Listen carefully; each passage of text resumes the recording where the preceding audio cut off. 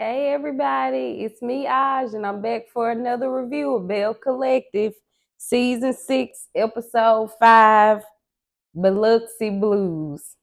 So we start off with the scene, and Carrie is having a crawfish boil, or, well, not really a boil because it wasn't a big to do. Bought some crawfish and invited the ladies out to the water. So I'm assuming maybe it was over like by the reservoir. Um, the ladies have never had crawfish, I'm gonna assume the way they act. So Carrie got like two French braids with like weave added into it, and she looked cute. I like this hairstyle, and Carrie told uh Letitia that she was sophisticated, and I thought that was a good word to definitely describe Carrie. Um, so then Letitia comes up first. Then we see Marie show up, and Marie says, "Why didn't they have shrimp and crawfish?" And because the crawfish looked nasty, in Marie's opinion. And so Carrie tells Marie, "Girl, the shrimp, that's you asking for shrimp, that's so Jackson." And I'm like, oh my God, Carrie stay reading these folks about being from Jackson. I'm hollering. Um, so then Selena comes in and she looked good in the scene. She had like a colorful dress on or whatever. Her wig looked okay. And then they show us a new confessional for Selena. And when I tell you, hated it. Like the dress, when I first saw the dress, I was like, oh, okay, it's kind of cute. It was like a blush pink or something with like the pearls and stuff all over the dress, kind of asymmetrical. And then I get up to the damn face, and this woman got hot pink eyeshadow on, just like she let one of her grandkids do her makeup. Oh my God. Oh, Selena, you killed me, sweetie. Oh my God, you are so pretty, but you have the worst style. Oh my God. Oh Lord. So uh they asked somebody asked about Latrice and Tambra, and Carrie says that she didn't invite them because she wanted to keep the peace, which I feel like was a good idea. But Carrie, do you really want to keep the peace? Because the stunt you pull later on in the episode makes me think different, sis. Okay, so um Carrie says that she brought the girls together to have the crawfish and down by the water because I guess it was like an intro or invite to the coast trip that she was planning, saying that she was inviting the girls to the secret coast. And I'm like, secret? Since when the damn coast been a secret? Whatever, child. So she did say that she is inviting all of the ladies on the trip, which I was like, okay, Carrie, this was a cute move since you're not from Jackson and you don't reside in Jackson, to bring the girls down to the coast. And also, this is only like what, the second trip we done seen in 6 seasons. So I was like, okay, you came in strong with that, showing off your connects or whatever.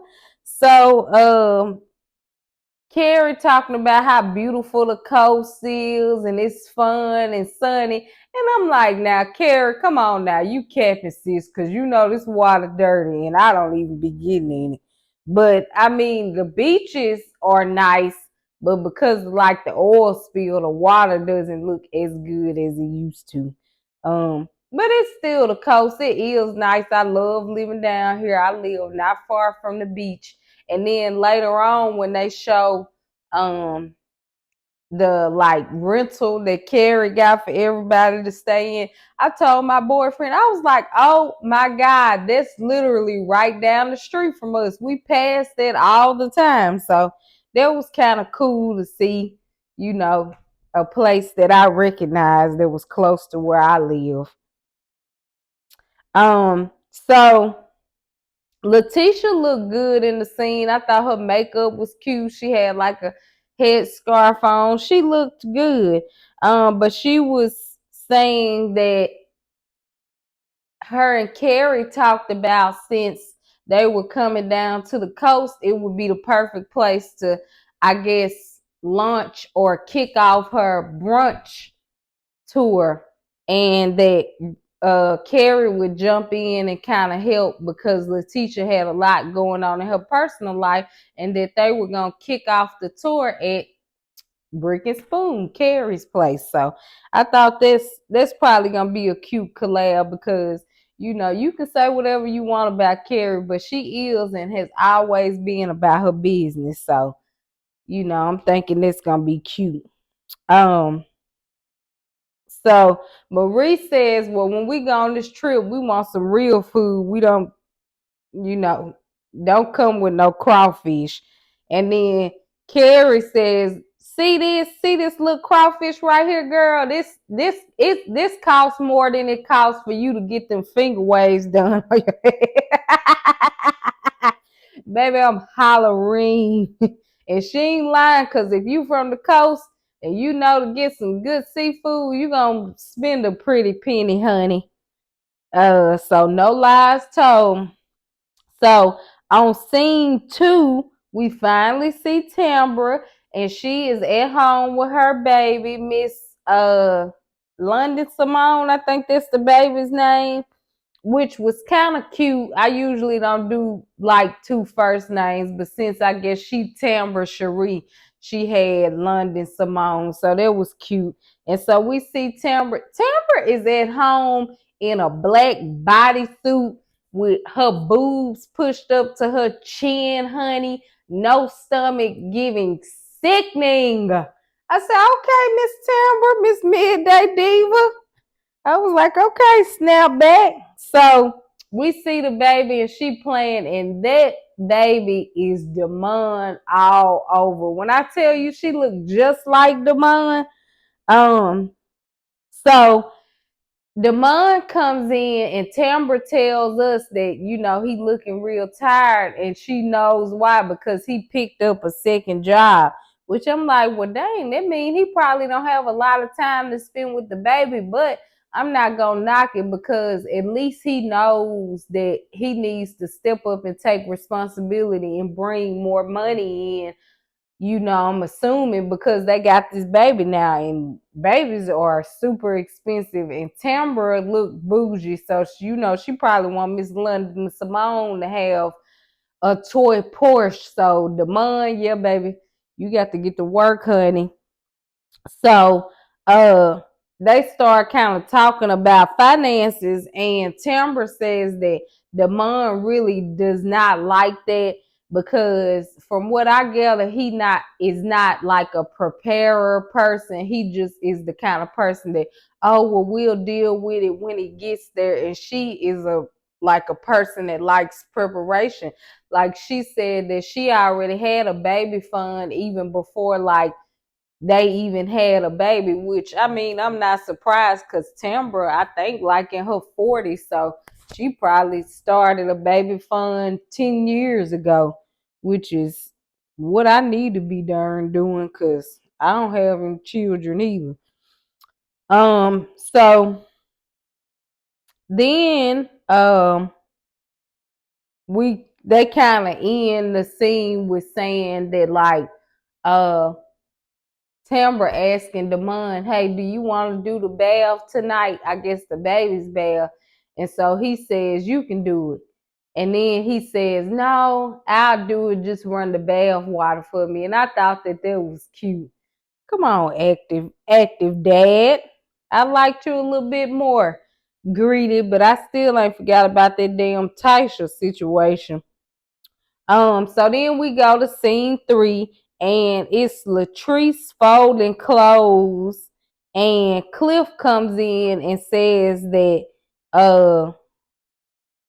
what's going on with her, and she tells Cliff that he needs to get a pen and paper so he can remember that she going on the Biloxi girls trip, because Cliff need a pen and paper because he have the amnesia. And I automatically thought, girl, that's not amnesia. I think you picking the wrong A word. That's probably Alzheimer's. Because Cliff old as hell. And so I was thinking, yeah, and Cliff one of them men that he remember what he want to remember. Like he gonna remember that you gone on that damn trip, because he gonna be wilding the fuck out while you gone.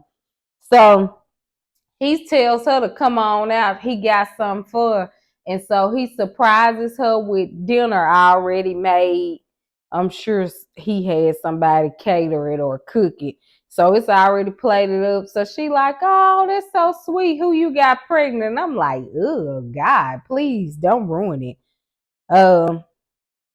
So I guess she just saying he must have did something real bad for him to surprise her, which is like, that's absolutely crazy that your husband doesn't surprise you often and do nice things like that for you. For one, he literally is like 100 years old. He should be glad he even has a decent looking young wife.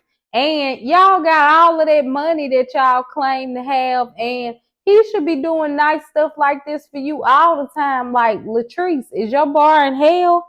I mean, come on. We know Cliff's hair is. Damn. So, basically, they talk about the big explosion at the pool party, and she says that Mandy is sorry about everything that happened, and she knows Mandy, and Mandy is not malicious, and I'm not buying it, because Mandy is malicious Mandy, and you malicious too, and that's probably part of the reason y'all been friends so long, because y'all probably be scheming and conniving together. So anyway, she says she feels bad and tried to reach out to Letitia, because she knows Letitia is gonna think she was behind it, but that she is not responsible for adults, which I definitely agree with. But you was responsible for that bullshit, and it ain't nobody that can convince me otherwise. Like, girl, you knew that. So Cliff says, why does Latrice have on a ball gown and they sitting in the house and not going anywhere? And it was not a ball gown. It was like a black and white dress, but it was a little overdone for the house. So she says she in her soft girl era. And I'm like, oh, I'm so sick of the people using soft girl era. Girl, you should have been saying you in your rich bitch era. Because that's what it was giving, walking around with a damn dinner gown on like Joan Crawford. Okay, mommy dearest. Or should I say step grandmommy dearest. So, um, so Latrice says that, she going on her trip, and then when she get back, Cliff need to be at the house. He don't need to be basically parlaying at the condos. And he like, well, you gone, so what is the reason for me to be here? Huh? You hadn't been there even when she there. Like, why did you try to use that as a point? So they basically start going back and forth, and Latrice just says, shut it down. Okay, whatever. So that's basically how they end the scene off. Then we go into the next scene, which is them showing up to showing Matt and Carrie looking at like the house she got for the girls to stay in. And my first thought was, oh my God, that's that house right down the street from where I live. Like, and I could see like the landmarks across the street from my house in like the background, and it was so weird. So basically it's a nice house, and Matt says that maybe if Carrie put the girls in the same room, they'll have a better chance of getting along. And I'm like, see, Matt, you a man. This kind of shit y'all think. No, sir. This is not team building. This is not one of your prospects that you getting to get along with some teammates. They're gonna fight to the death, hon. Nice try though, Matt. That was optimistic of you. So Timber says in the flashback that is not gonna tell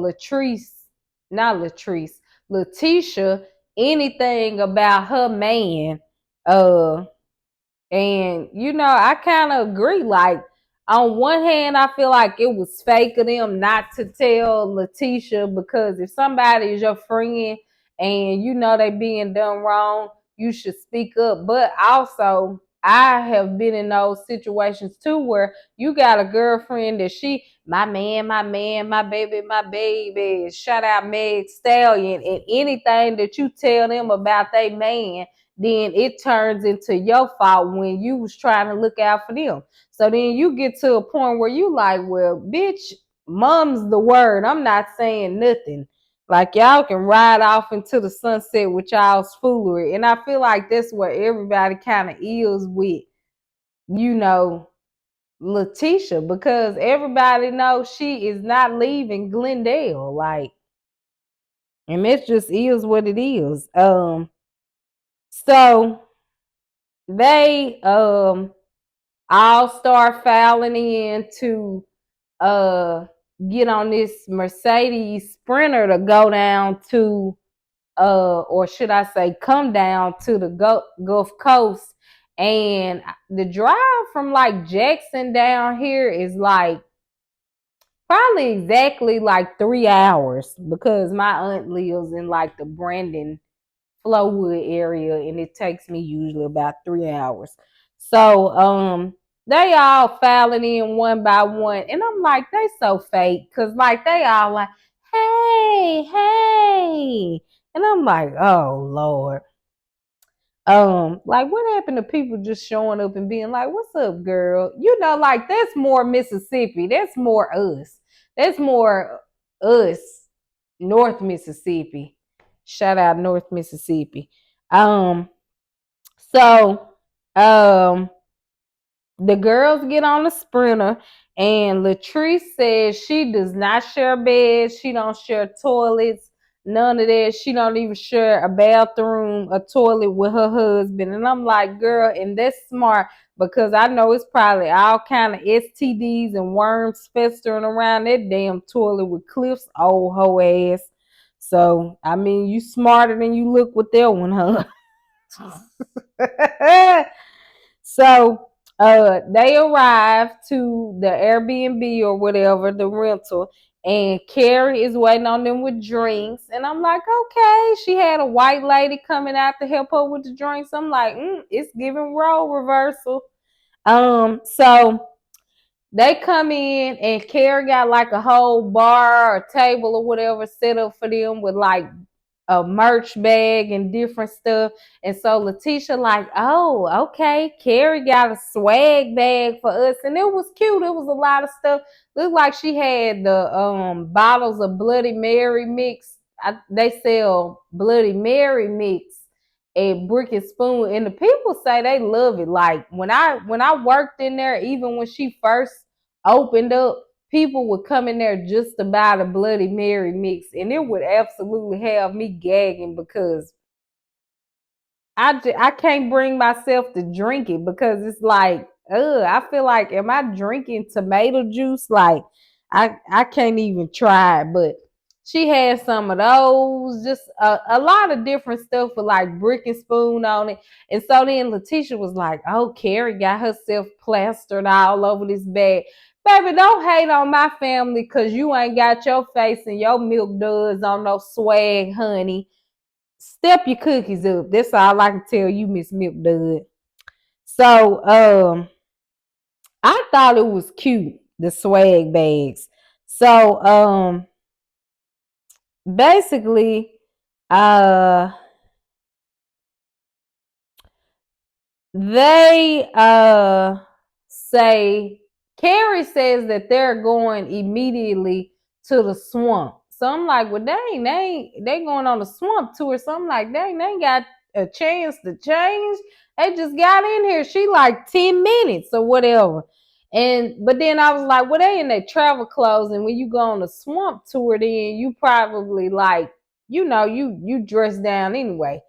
So I was like, okay, cool or whatever. So before they go on the tour, they talk about like the beds or whatever. And so I think she was saying it was 4 rooms, so 2 of the girls would have to room together. And so she says, they need to go by seniority of, I guess, picking rooms. And so when they got to share a room, Marie like, I got lupus, girl. Okay, what do your lupus got to do with you sharing a room? You tried that shit, Miss Fingerwave. So I think the oldest was Selena, so she got her to pick her room first. Then I think it was Marie. Uh who was next? I think Tambra, Carrie, and then of course they left Letitia and Latrice the room together. And I'm like, oh Lord, come on, Carrie. This was so messy. You think you on the Real Housewives. But I mean, hey, it was entertaining. So kudos to you. Um, so then we come back with the new scene, and Letitia is saying, I sleep with Marie while she having phone sex with damn Sassy Sadie before I sleep with Latrice. So Carrie then says, we gotta be gone in 10 minutes.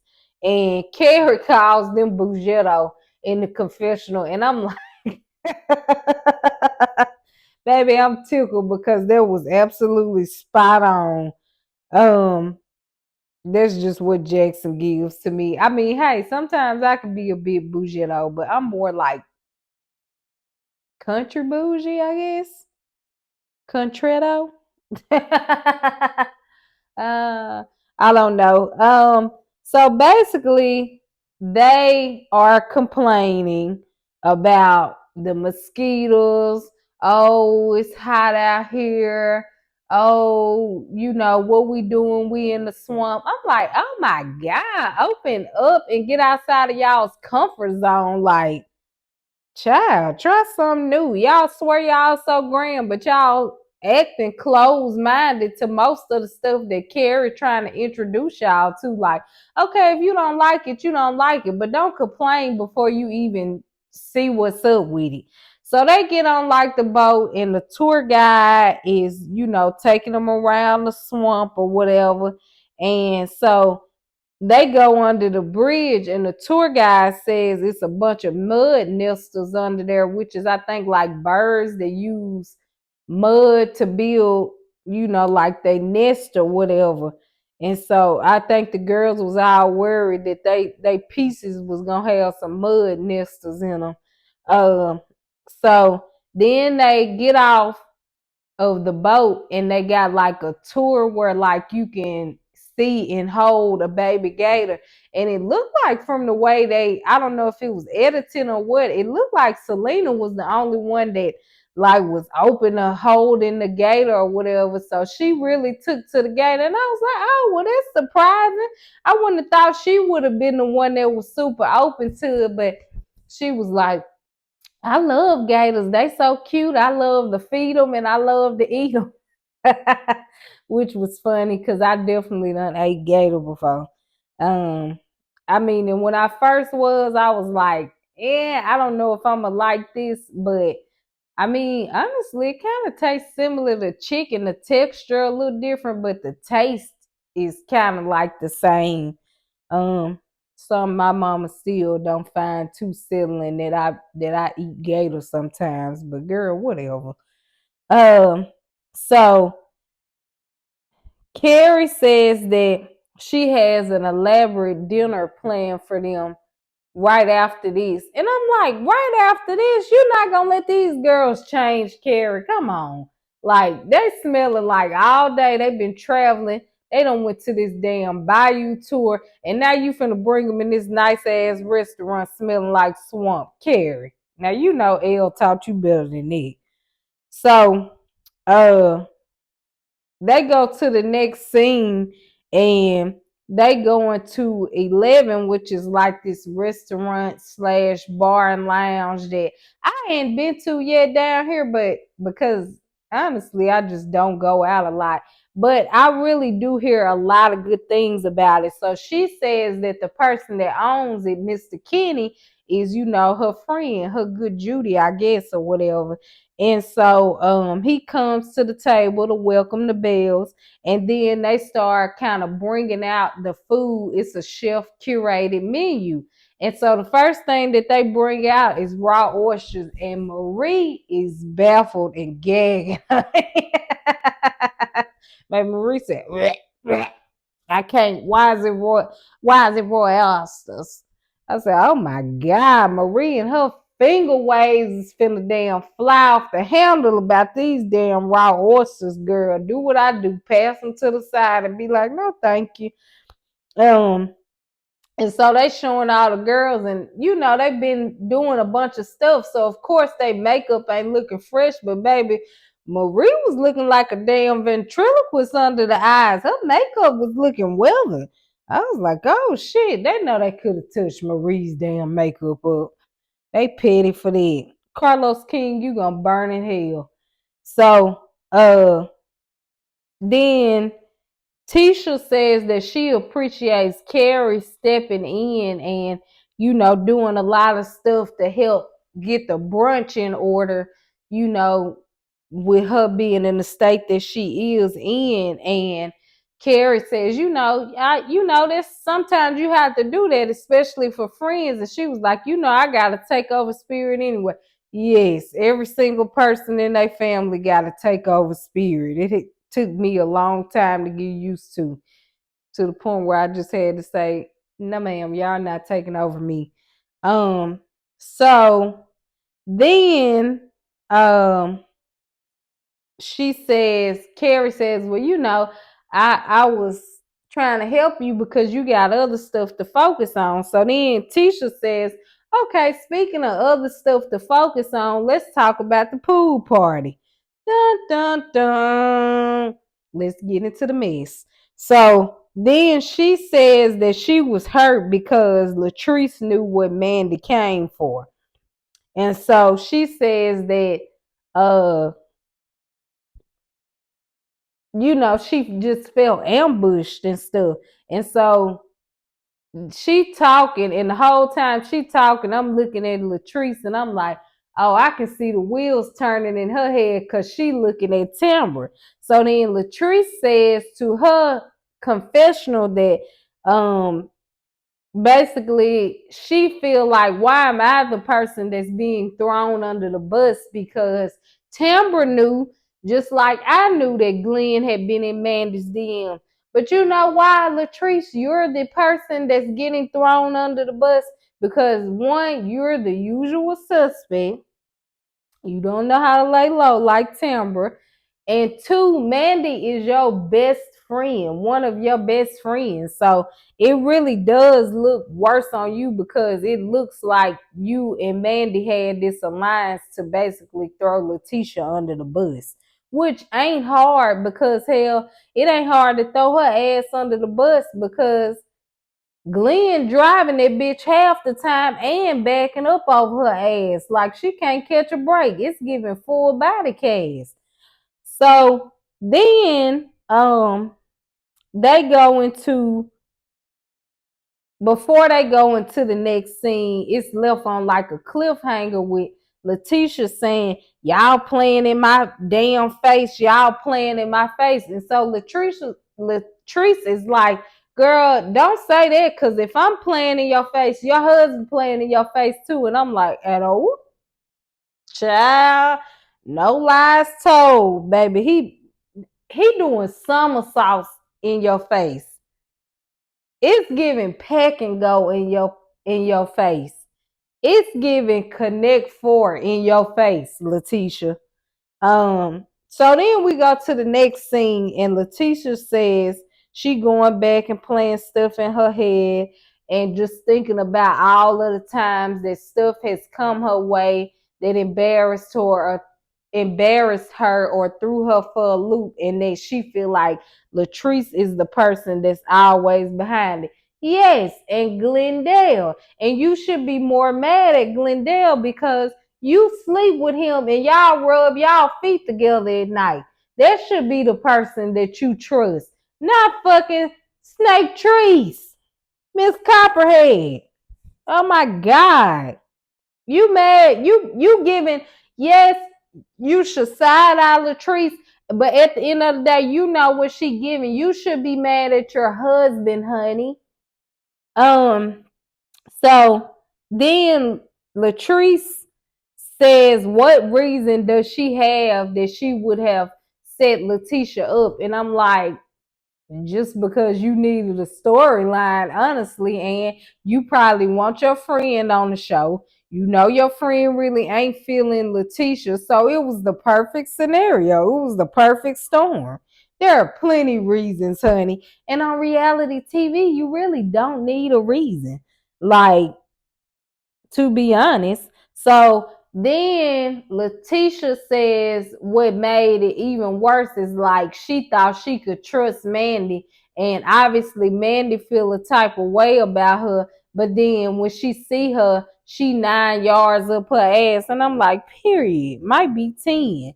Talking about, oh, I respect you as a person, even though I don't like what you did. No, you can never respect a person and you actively talking to their husband, giving them any kind of play. I don't care if y'all was intimate or whatever. The fact that you was feeding into it, no, you don't respect her as a person. And if you don't, that's okay. Just say that. So, then she said that she puts her own stuff out there, but for Mandy to make it known in front of everybody was like she did it to embarrass her. And it definitely was, because Mandy, you probably have had several times that you could have, pulled Tisha to the side or whatever. So you wanted to make a spectacle out of it. And then running around hollering, talking about, is I'm lying, is I'm lying, am I'm lying. Girl, you sound like a country damn mess. And I can say that because I'm country as hell.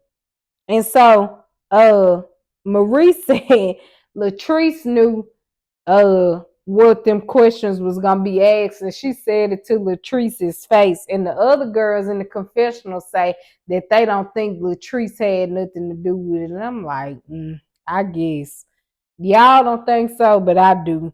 And so then Letitia asks if it's anything Glenn has done that's inappropriate that Latrice knows about that she would like to tell Letitia. And so she take like a long pause and then like slurp her drink up. And so Marie like, bitch, that's your answer. And so then Letitia asked the question again, and it's left off on a cliffhanger. So basically that's the episode. I mean, it really wasn't too much action in this one, but I did like them showing Carrie more, like showing how she is with, that's authentically Carrie. Hey, let's go do this, let's go do that. If you do something with her, she ain't really gonna just half do it most of the time. She gonna roll out the red carpet for you.